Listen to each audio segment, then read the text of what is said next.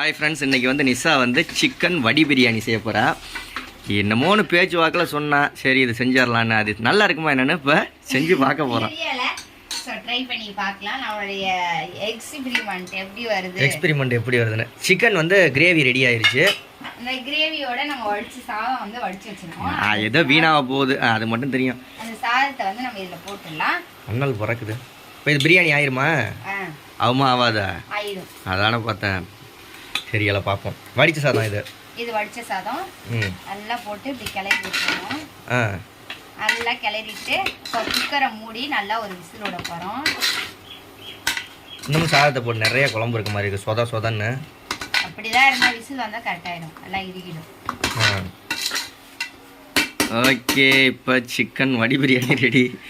பாரு, நல்லா இல்லாமல் மட்டும் போகட்டும். அடுத்த வீடியோவில் நான் சொல்லி விட்ருவேன் நல்லா இல்லை ஃப்ரெண்ட்ஸ் இது மாதிரி செஞ்சதுன்னு. வந்து விசில் போட்டு நம்ம மூடிடணும். கிரேவி செஞ்சுட்டேன், அது மேலே கொஞ்சோண்டு வடித்த சோத்தை போட்டு விசில் விட போகிறேன். அப்படி விட்டோம்னா நம்மளோட பிரியாணி சூப்பராக இருக்கும். இன்ஸ்டன்ட் பிரியாணியா இது? நல்லா இருக்குமா நல்லா இல்லை? ஏன்னா நீங்களே கமெண்ட் பண்ணிருங்க, நான் அடுத்த வீடியோவில் காமிக்கிறேன் என்னென்னு. நல்லா மூடியாச்சு, அடுப்பை ஆன் பண்ணி விட்டுலாம். ஆயத்தில் வச்சுருக்கோம், ஒரு விசில் வரட்டும். என்னோட சூப்பரான வடி பிரியாணி வந்து ரெடி. சிக்கன் பிரியாணியா? சரி பார்ப்போம் நல்லா இருக்கா இல்லையான்னு.